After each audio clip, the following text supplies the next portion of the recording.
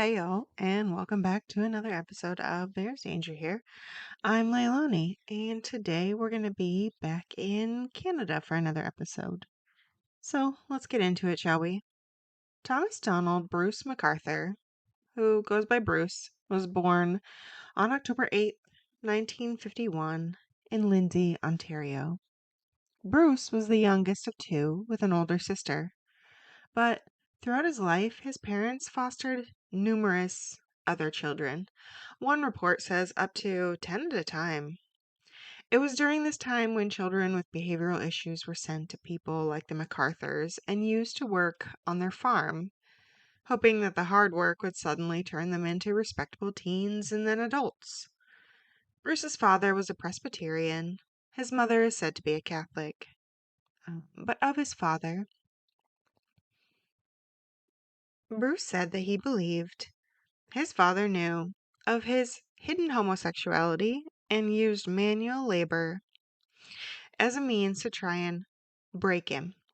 Bruce went to school in Fenland Falls, reporting that he was a shy and poor student. Other classmates stated that he was, quote, a teacher's pet and a tattletale who never fit in with the other boys at the one-room schoolhouse he attended, end quote. Though later, he did meet his future wife, Janice Campbell, while in high school and graduated in 1969. The two continued dating and married after 5 years together, when Bruce was 23 at the time. At that same time, he earned his business diploma, and the two then moved to an apartment building in Toronto in the late 1970s. Bruce worked at Eaton's, a department store, and shortly after the couple moved away, Bruce's father was placed in a nursing home after discovering a brain tumor. His mother almost immediately began a relationship with someone new, causing Bruce to cut ties with her. And while Bruce speaks of how hard his father was on him, from the time his father was diagnosed, Bruce immediately began traveling between Toronto and Kawartha Lakes to take care of him and the farm. His mother was subsequently diagnosed with terminal cancer and died 2 weeks after the diagnosis. Bruce was about 26 at the time. In 1979, Bruce and his wife moved to Oshawa, and Bruce worked as a salesman for the McGregor Stock Company, working his way up to account manager. In 1981, his father passed away. Shortly after, Bruce and his wife had their first child, a girl, followed by a boy 2 years later. Bruce became active in the Presbyterian Church in the community, and as the children grew, it was clear that Bruce's son was socially inept and likely had a learning disorder. By the 1990s, his son had behavioral issues. Around the same time, Bruce began having affairs of his own with men. Financially, the couple started having issues as well, and Bruce leaned into the church, though it didn't really seem to alleviate anything at this time. Eventually, Bruce cut off intimate relations with his wife. According to him, he was afraid of passing an STI to her. In time, he told her that he was gay, and after a time, the children were also informed. The family stayed together for another year before Bruce moved to Toronto in 1997, and at 46, started his first same-sex relationship. According to All That's Interesting, Bruce became very active in the gay community in Toronto, frequenting bars in church and Wellesley, and having many relationships with different men. According to the Toronto Star, Bruce also worked part-time as a mall Santa in Toronto. Then, on October 31st, 2001, Bruce ran into Mark Henderson, someone he had known for years as an acquaintance at this point, and had previously used him as a sex worker. Bruce followed Mark as he entered into his apartment complex, and then as Mark unlocked his own door, beat him in the back of the head with an iron pipe. Quote, I turned, and he was there like a wild man, end quote, Marks told the Daily Mail. Quote, I can't emphasize enough how horrified I was. And then I realized, he's trying to kill me, end quote. Mark managed to grab a candlestick holder and fight back. And then he got to the phone and called the police, at which point Bruce ran. While Mark dealt with responding police who degraded him, Bruce was brought into custody still wielding the metal pipe, one that he said he used in self-defense from street hustlers. Still, he did confess and was convicted of assault in 2003, getting a year of house arrest and 3 years of probation. In addition, Bruce was barred from the church and Wellesley neighborhood, also known as the Village, except for work and medical appointments. He wasn't allowed to purchase, possess, or consume any drugs beyond prescription medication, couldn't carry a firearm for 10 years, and had to submit his DNA to a criminal database.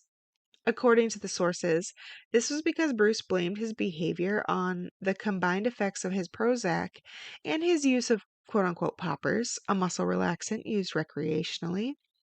Psychiatrists deemed him unlikely to continue his assaultive behavior at this time. The barring of the church in Wellesley neighborhood was due to its notoriety as a gay community within Toronto. And years later, Bruce was able to apply for a pardon and essentially had his record expunged. At the time he was sentenced, he was laid off work, but a friend, Roger Horan, was attempting to find a business partner in his new setting up of a landscaping business. Bruce was all in, and the two created Artistic Design Ltd. Bruce did the bulk of the manual labor, and Roger found clients. Bruce's reputation soon was filled with glowing reviews, to the point where he eventually bought out his friend Roger and worked the business solo. Karen Fraser, an old family friend, learned of Bruce's business through his sister. She told Karen of Bruce trying to put his gardening equipment in his apartment, even at one point using the elevator to bring up a lawnmower. Karen and Bruce began talking, and an arrangement was made. He could store his things in her double garage that was not being used, and in return, Bruce landscaped her yard for free. Bruce continued working and did relatively well. In 2006, with probation over, he returned to the Village and joined a club of gay dads who would occasionally grab breakfast or coffee. During the day, he worked his business with his son, who at the time was on probation for harassment. At night, he went to Zippers, the Black Eye, or Woody's. Bruce also employed others to help him work, often recent immigrants that were typically South Asian or Arab. Skanda was one of those men. Karen remembered him. Quote, Skanda was so shy, end quote. But sometimes, when the trio were talking, Karen reports that she would make a wisecrack, which was often missed by Bruce. Quote, Skanda looked at me and started grinning, and Bruce would keep going. Perfect straight man. He had a lack of ability to take in information, end quote. Joel Walker, Skanda's friend, said that he and Bruce didn't just work together, they dated on and off. Bruce, however, wanted a committed relationship, and Skanda did not. Bruce brought over many different men to Karen's. In a later interview, Karen spoke of meeting a man named Hamid, but the day Bruce seemed upset with him and said he wasn't going to work out. At the time, Karen didn't even know his name. It wouldn't be until decades later that she learned who he really was. So, let's talk about some of the men, shall we? Kandaraj Navaratnam was born in 1970 in Sri Lanka. He was the second eldest of 4 boys. In his youth, Sri Lanka was in civil war. By 1990, it caused Skanda to flee to Canada. Here, he was granted asylum. In Canada, he found an apartment and work, and he lived close to the Village. Many of those later interviewed reported that he was a magnet for friends. He also dated on and off throughout the years and was considered a wild spirit by many, who was known to skip town for short periods. But in 2010, he adopted a new puppy and seemed to be settling in. On August 31st, 2010, he had a date that seemingly went well, and then over the weekend was seen at a barbecue on the patio of Black Eagle and went over to Zippers. Last seen leaving with 2 others from the back of the club as it was shutting down the next morning. After that, nothing. Friends started noticing the absence and grew concerned. An ex-boyfriend, Gene Guy, came to town and realized that Skanda was gone and his puppy was left all alone. He reported Skanda missing on September 13th, 2010. Abdul Basir Fazi, or Basir, was born in the 1970s in Herat, Afghanistan. He dealt with the toils until deciding it was too much for him and his wife Karima, fleeing in the early 2000s. They too landed in Canada, but Basir continued to be faced with hardship, ended up filing for bankruptcy in early 2010. He told his wife he was unhappy and began staying out late, finding himself in the village. There he made friends and confessed he was bisexual. One night in late 2010, 2 days before New Year's, Basir was at Seamworks and just before midnight announced he was headed home, but made plans to meet up with friends 2 days later. He then went across the street for a burger, and after that he wasn't seen again. Karima was worried and notified her sister, who filed a missing person report that next day with Peel Regional Police. Majid Hamid Kayhan was born in the 1960s in Afghanistan. Majid married in 1983 and had 2 children in the years following. Then the family fled once again to Canada in a similar fashion to Basir, also in the Toronto area. Majid divorced his wife in 2002, and after this he began going to the village and going by his middle name Hamid. On October 14th, 2012, Hamid went to a family wedding with his son, and after departing, he wasn't seen again. His son filed a missing person report on October 28th after he went to his dad's apartment and found his birds lying dead at the bottom of their cage. In 2012, a task force, Project Houston, was created to investigate the missing men out of the village.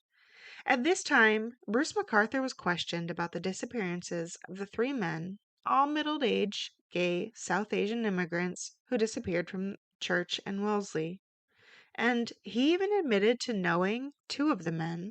But police moved on. Life seemed to keep moving for everyone but the missing. Quietly, in August of 2015, Soroush Mahmoudi was reported missing. He was a man with a dark past. One ex-girlfriend spoke about how, when he was deep into drinking a drug, she was physically assaulted by him. But he managed to get clean, and his life did move forward. He was even married at the time he was reported missing. Sometime between the spring of 2016 and early 2017, Dean Lazowick went missing. At one point, he does have a daughter, but details about this are slim and hard to come by. What I do see is that he got into drugs and sex work. He was living more of the street life, and though up until 2016, he did manage to continue sending his mother a birthday card every year. It does sound like 2017 was the first year with no card and no notice. I don't see an official missing persons for him. Then, in 2017, Bruce's name is brought back to police attention. First, on April 15th, Salim Asin went missing. And then, on June 26th, a 49-year-old man named Andrew Kinsman went missing the day after attending Toronto Pride. Andrew was reported missing within 72 hours by friends, and his friends went to town to try and find this man. They put together flyers and posters and rallies, and they went to social media. Police then put together another task force, labeling it Project Prism. They entered Andrew's apartment and found a calendar with an appointment from the day he went missing, labeled Bruce. They used CCTV and found a vehicle that turned out to be a red Dodge Caravan outside Andrew's apartment at the time he went missing. Only one vehicle of the correct make and model which happened to be a special anniversary edition of the Dodge, was registered to someone named Bruce McArthur. Bruce had given his car to a relative, and police had it intermittently under surveillance at this time, though at one point it was lost. It was later found in a scrapyard, and investigators ended up finding DNA that matched Kinsman and Eason inside it. Bruce went under surveillance himself, but when he brought a man back to his apartment, police knew that they really had to act. Police entered Bruce's home armed with a search warrant to find the man tied up in bed, but still breathing. As such, Bruce was arrested on January 18th, 2018.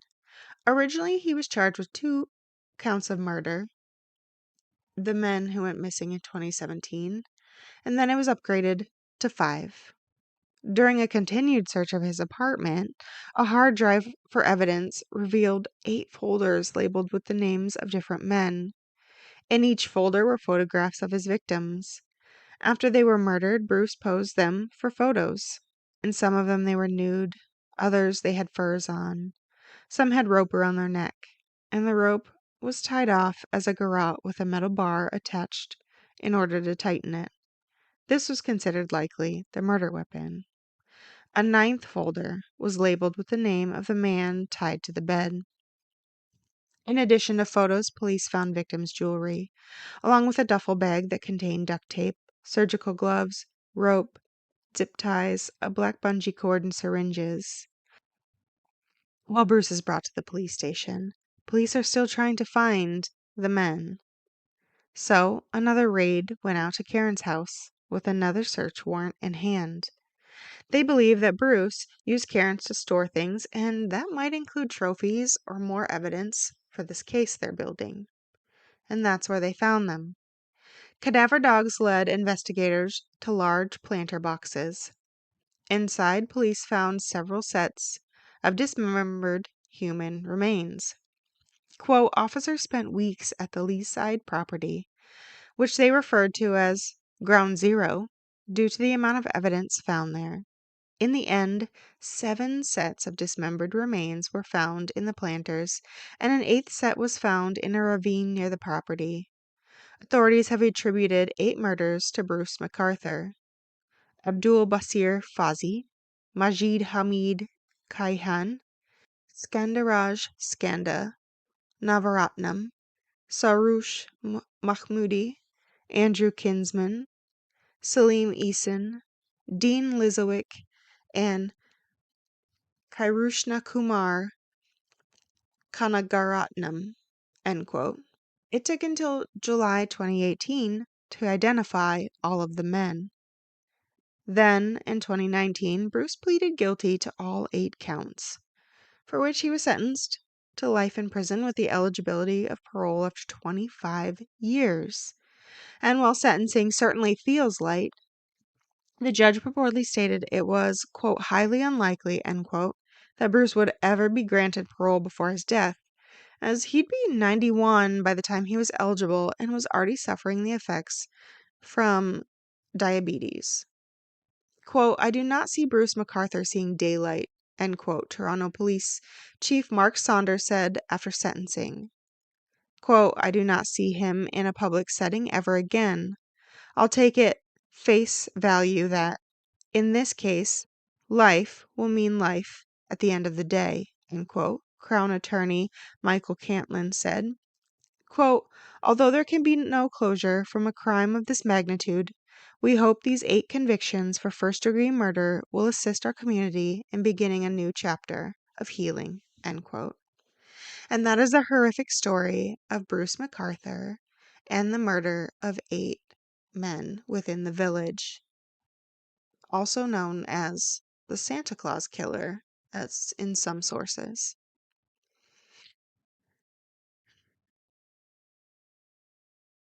To all those out there listening, be careful. It certainly is a dangerous world we live in.